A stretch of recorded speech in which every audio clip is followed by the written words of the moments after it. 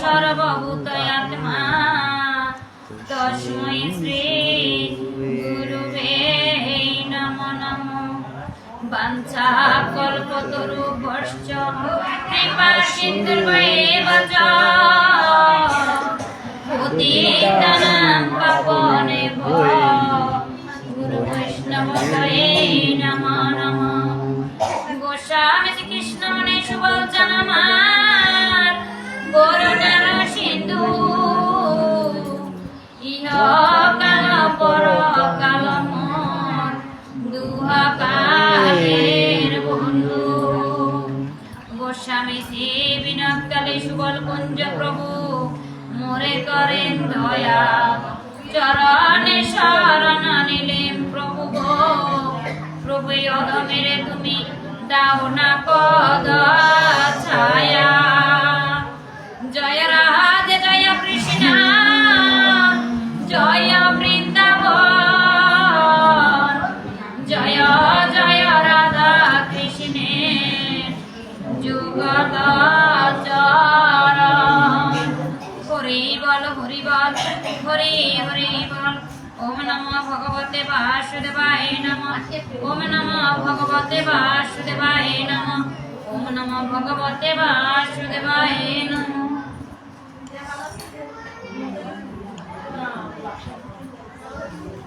Kalau bagi kali ini, beli kali ini.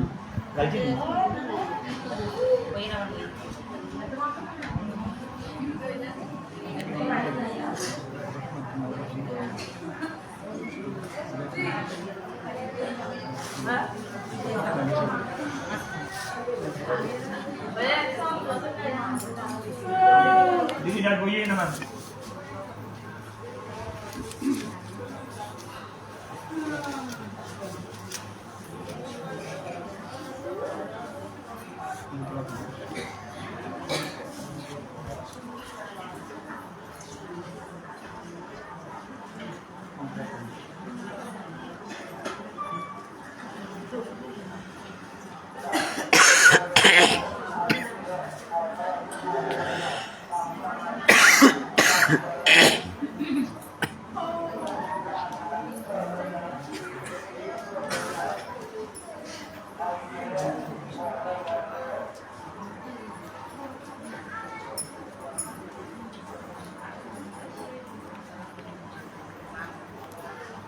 Shri Shri Chaitanya Charitamrita অন্তলীলা একাদশ পরিচ্ছেদ।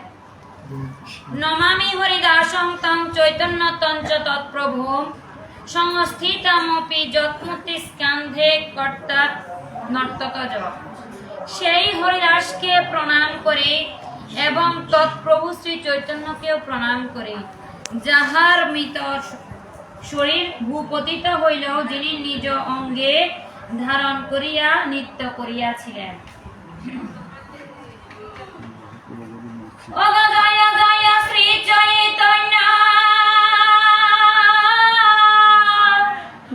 জয় নিত্যানন্দ জয় অদ্বৈত চন্দ্র জয় গৌর ভক্ত বৃন্দ। জয় শ্রীনিবাসেশ্বর হরিদাসনাথ জয় গদাধর প্রিয় স্বরূপ প্রাণনাথ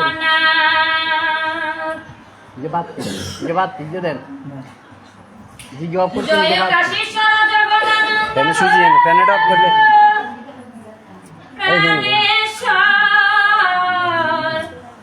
জয় রূপ সনাতন রঘুনাথেশ্বর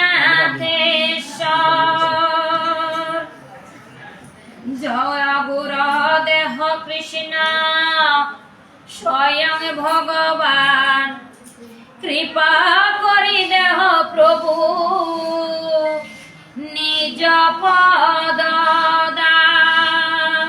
হরি বল হরি বল। জয় জয় দ্বৈত চন্দ্র চৈতন্যের আর্য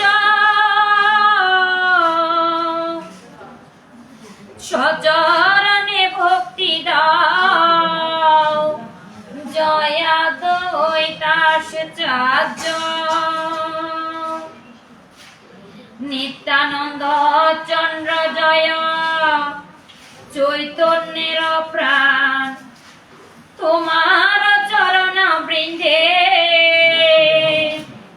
ভক্তি দান। জয় বর ভক্তগণ গো গৌরজার প্রাণ সব ভক্ত মিলি মোরে ভক্তি দেহ দান। সাধুর বৈষ্ণব গোসাই প্রেমানন্দে হরি হরি বলুন হরি হরি বল বল হরি। জয় রূপ সনাতন গো জীব রঘুনাথ গোপাল জয় ছয় মোর প্রাণনাথ। এসব প্রসাদে লিখি চৈতন্য লীলা গুণ জৈসে তৈসে লিখি করে স্থাপনা পাবন। আজ কৃষ্ণদাস কবিরাজ গোস্বামী এই অন্তলীলা হরিদাস নির্যাস বর্ণনা করতে যে তিনি লিখতে যে কলম যখন ধরবে তখনই কলম ধরতে যে তিনি বলছে আমি যে হরিদাসের যে আমি লীলা বর্ণনা করব বা লীলা গুণামৃত সিন্ধু আমি যে লিখবো আমার যদি গুরু কৃপা যদি না হয় তাহলে আমি লিখবো কোথা থেকে। তাই বলছে তিনি আজ কি করছে তিনি সকাল ছয় গোস্বামী নিত্যানন্দ পঞ্চতত্ত্ব সকলের বন্দনা করে বলছে যে এবার তুমি চৈতন্য প্রভু তুমি তোমার যদি কৃপা না হয় বলছে গুরুর কৃপা বিনে ঐশ্বর্যের জ্ঞানে ভজিলেও নাহি পায় ব্রজেন্দ্র নন্দনে। চৈতন্য প্রভু তোমার যদি দয়া না হয় তাহলে আমি তোমাকে নিয়ে এই চৈতন্য লীলাগুণ কিংবা এই হরিদাস নির্যাস আমি কেমন করে বিস্তারিত বর্ণনা করব। তাই তোমার চরণাবৃন্দে আমি কি করছি আমার শতটুকু কোটি প্রণাম রেখে তোমার যত ভক্তগণ আছে তাদের প্রতিও আমার আকুল আবেদন তারা সকলে মিলে যেন আমায় কৃপা করে। তাহলে বলছে ভক্তের অধীন ভগবান যদি ভক্তের কৃপা হয় তাহলে অসম্ভব সম্ভব হয়। গোসাই প্রেমানন্দে হরি বল বল হরি। তাই বলছে যদি কৃষ্ণ ভক্ত বা গৌর ভক্ত যদি হতে চাও বা চৈতন্যের যদি ভক্ত হতে চাও তবে আগে কৃষ্ণ ভক্তের বা গৌর ভক্তের আগে চরণ ধরো। প্রভুকে যদি পেতে চাও তাহলে আগে প্রভুর ভক্তের চরণ ধরো। আর সেই কথা বিস্তারিত ভাবে বোঝানোর জন্য আজ কৃষ্ণদাস কবিরাজ গোস্বামী বলছে যে জয়ছে তোকে সব ভক্ত মিলি করি মোরে ভক্তি দেওয়া দান। যদি ভক্তের যদি কৃপা হয় তাহলে আমি কি করব প্রভুকে যদি তোমার কৃপা হয় তোমার ভক্তগণের যদি কৃপা হয় তাহলে আমি কিঞ্চিত চেষ্টা করতে পারি যদি তুমি আমাকে করাও তাহলে আমি এই হরিদাস নির্যাসটুকু কিছুটা হলো কিছু বর্ণনা করে দিতে পারি যদি প্রভুর কৃপা হয়। এই মত মহাপ্রভু গো নীলাচলে ভাস ভক্তগণ সঙ্গ সদা কীর্তন বিলাস দিনে নিত কীর্তন ঈশ্বর দর্শন রাত্রে রায় স্বরূপ শনে রসয়া সাদন। এই যে স্বরূপের সঙ্গে বলছে রাতে রসাসাদ একটা হলো বহিরঙ্গ ভক্ত একটা অন্তরঙ্গ ভক্ত। এখন কি করছে রাত্রে তিনি কি করছে স্বরূপের সামনে রসাসাদন করছে দিনেও তো রসাসাদন করতে পারতো কিন্তু সেটা হচ্ছে দিনে হলো ঈশ্বর দর্শন করে তিনি কি করছে রাত্রে রায় স্বরূপ শোনে রসাসাদন। স্বরূপের সামনে কারণ হলো এই কারণে যে স্বরূপ শব্দের যদি কোনো ভক্ত যদি গুরু কৃপা বলছে সেই ভক্তে এবং ভগবানে যদি অভেদ করে নিতে পারে কোন ভক্ত যদি প্রভুর চরণে নিজ দেহ দান করে যদি সে প্রভুর সঙ্গে যদি সম্বন্ধ করে নিতে পারে তাহলে প্রভু নিরাকার নয় প্রভু সাকার ভক্তের কাছে বলছে ভক্তের ডোরে বাঁধো তারে আপন হৃদয় মন্দির। বলছে নাহং কৃষ্টান্তি যোগিনং হৃদয়ং নচ মদ ভক্ত যত্র গায়ন্তি তত্র কৃষ্টান্তি নারদ। নারদকে বলছে আমি বৈকুণ্ঠে নয়, আমি যোগীর হৃদয়ে নয়, আমি প্রতিনিয়ত আমার ভক্ত হৃদয়ে বসত করি। তাহলে ভক্তকে যদি সেরকম করে আশ্রয় গ্রহণ করতে পারে তবে তিনি সাকারে অবশ্যই স্বরূপে তিনি দর্শন দিয়ে থাকেন। এই মতে মহাপ্রভুর গো সুখে কালো যায়,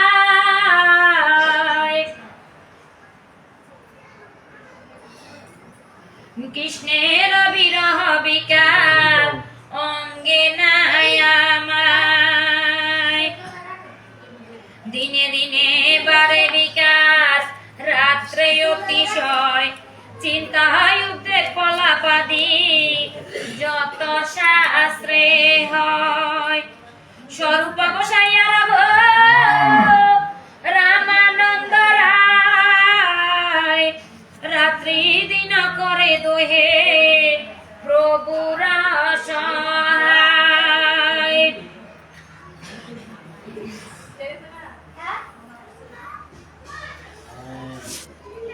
একদিন গোবিন্দ মহাপ্রসাদ লইয়া হরিদাসে দিতে গেলা, আনন্দিত হইয়া দেখে হরিদাস ঠাকুর গো করিয়াছেন শয়ন, মন্দ মন্দ করিতেছেন সংখ্যা সংকীর্তন। গোবিন্দ কহে উঠে আসি করহ ভোজন, হরিদাস কহে আজি করিব লঙ্ঘন। সংখ্যা সংকীর্তন না পুরে গো কেমনে খাইব, মহাপ্রসাদ আনিয়াছ কেমনে উপেক্ষিব। এদিকে একদিন কি করলো, হরিদাসের জন্য গোবিন্দ মহাপ্রসাদ নিয়ে এসেছে। এখন মহাপ্রসাদ যখন নিয়ে এসেছে তখন দেখতেছে হরিদাস শুয়ে শুয়ে সংখ্যা সংকীর্তন করতেছে, বলছে মন্দ মন্দ করিতেছে সংখ্যা সংকীর্তন। এদিকে এটা দেখে আজ গোবিন্দ বলছে যে হরিদাস উঠে আসো, উঠে এসে তোমার জন্য প্রভু মহাপ্রসাদ পাঠিয়েছে, তুমি সেই মহাপ্রসাদ গ্রহণ করো। এদিকে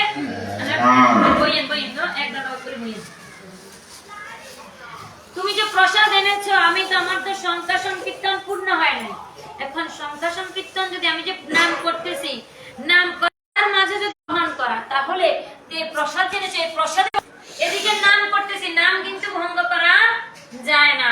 প্রভুর নামের একটা সংখ্যা বলছে, একটা সময়সীমা আছে। যার গুরুর প্রদত্ত কর্ম, যে যাকে যেভাবে একটা বিধি বিচার করে দিচ্ছে তার জন্য সেটা বিধি নিয়ম মানতেই হয়। তাহলে আজ হরিদাস কি করছে, তিনি আজ সংখ্যা সংকীর্তন, এখন তিনি বলছে আমি তো নাম ভঙ্গ করতে পারবো না। নাম ভঙ্গ করলে নামের অপরাধ আছে, কিন্তু আমরা কি করছি, আমরা নাম করছি, নাম করে কিন্তু নামের পাকে পাকে আবার কি করে আমাদের বাহ্যিক যে সংসার আছে তাদের প্রতি আমাদের কি হয়, মন চঞ্চল সেদিকে ধাবিত হয়ে যায়। কিন্তু যখন এই কারণেই বলছে যে নামেরও একটা বিধি বিচার আছে। যখন নাম কিন্তু প্রতিনিয়ত করা যায়, একটা হইলো নাম আর একটা হইলো জপ। যখন আমরা নাম করব, প্রভুর নাম কিন্তু যেখানে সেখানে নেওয়া যায়, কিন্তু জপের বেলা যখন তিনি সংখ্যা সংকীর্তন করছে তখন কিন্তু স্থান কাল পাত্র আছে। নাম নেওয়ার সময় যখন জপ করতেছি তখন কিন্তু সেটা পূর্ণ হওয়া ছাড়া কিন্তু আসলে কথা বলাটাও, অন্য কথা তার বদনে আসাটাও কিন্তু তখন কিন্তু নাম ভঙ্গ হয়ে যায়। এই হরিদাসকে দিয়ে কি করছে, নামের প্রচার করেছে। বলছে তোমার দ্বারা আমি নাম ও প্রেম প্রচারণ করার জন্য তোমাকে আমি সৃষ্টি করেছি। তিনি ছিল, এই হরিদাস ছিল পূর্বে ব্রহ্মা। তখন তিনি কি করেছিল, তখন সেখানে কিন্তু একটা অপরাধের কারণে আজ কি করছে, তিনি হরিদাস রূপে জন্মগ্রহণ করেছে। কিন্তু তারপরে বলছে হরিদাস তুমি হলো হরির দাস, তোমার দ্বারা আমি নাম প্রচার করব জীবের মাঝে।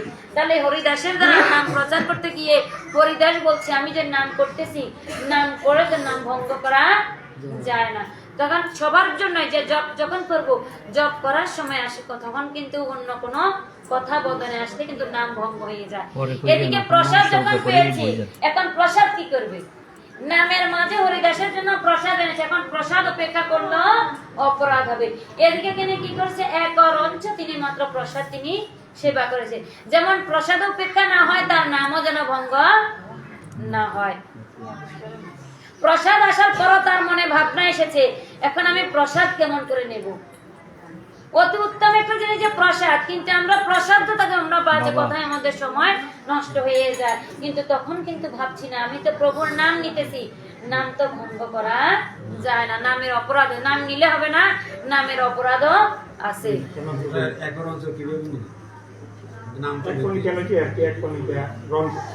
সামান্য একটা কণিকে, সামান্য একটা প্রসাদ, যে সবকিছু যদি আমরা যদি যে নাম নিতেছি, নামের মাঝে যদি আমরা কথা বলতেছি, এই প্রসাদ না নিলেও নাম নিতেছে, কিন্তু এক অরঞ্চ সামান্য একটু বদলেছে, প্রসাদ তিনি উপেক্ষা করেন। কিন্তু এখন তিনি প্রসাদের বেলায় এসে তিনি বলছেন, আমি কেমন করে নাম ভঙ্গ করবো?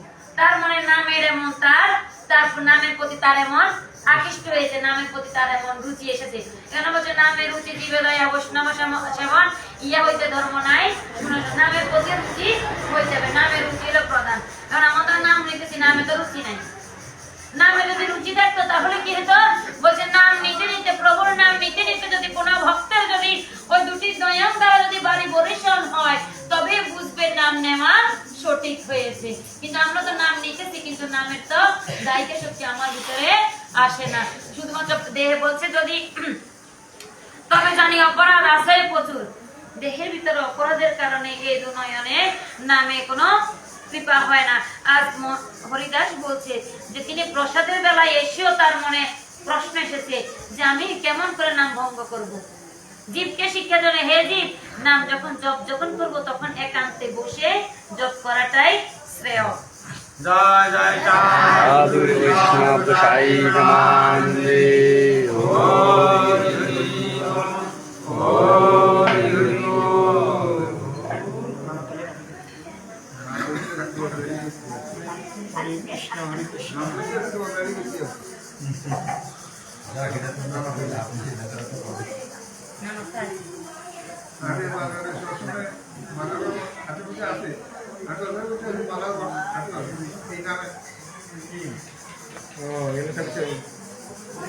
হরির নামে করে দেয় অপরাধ বিচার, অপরাধী দেহে নামে না হয় অবিকার, তবে দানি অপরাধ আছে প্রচুর, এহেন কৃষ্ণ নামে না হলে প্রভুর নাম নেই আদা যেখান থেকে না, তবে সেটা হলো বলছে হাতে করা গৃহকর্ম মুখে বলা হবে। গৃহকর্ম করতেছি, নাম নিতেছি, সেটা একটা ব্যাপার, কিন্তু যখন সংখ্যা সংকীর্তনের বেলায় আসে তখন কিন্তু সেটা আলাদা ব্যাপার। জপের এটা এইটাই বলছে জপ। মন তো আমার ওই না দিকে চলে গেছে।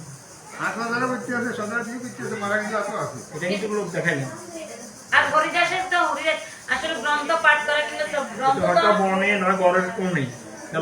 পাঠ করে জপ করতে জপেরও কিছু বিধি, এখানে বলতে জপের বিধি বিচার আছে। এটা একান্ত মানে প্রভুর রূপ স্মরণ করবে আর প্রভুর নাম জপ, এটা হলো জপ। বলছে নাম নেওয়ার কোনো সময় নাই, নাম নেওয়ার কোনো স্থান নাই, নাম যে কোনো সময় যে কোনো ভাবেই নেওয়া যায়, জপ নয়। জপটা একান্ত মানে আমার বলছে ধ্যানমূলং গুরুর মূর্তি, পূজামূলং গুরুর পাদ, মন্ত্রমূলং গুরুর ব্যাখ্যা, মুখ্যমূলং গুরুর কৃপা। তার এক অনিষ্ট ভাব দেখতে হবে, তার অনাত্মার সেই প্রভুর চরণে, গুরুর চরণে। আর আমাদের সেই ভাবটাও নাই, শুধু এই কারণে বলছে বলের জীব হাসিয়া খেলিয়া নাচিয়া গাইয়া জীব যাবে চোরাটিতে। নাম নিতে হলে নামেরও জপের একটা নামের অপরাধ আছে না। হরিদাসকে দ্বারা কি প্রমাণ করছে? হরিদাসকে দ্বারা তো এটাই প্রমাণ করছে যে নাম নাও, কিন্তু যখন সংখ্যা সংকীর্তন আসে তখন কিন্তু একান্ত মনেই জপের একটা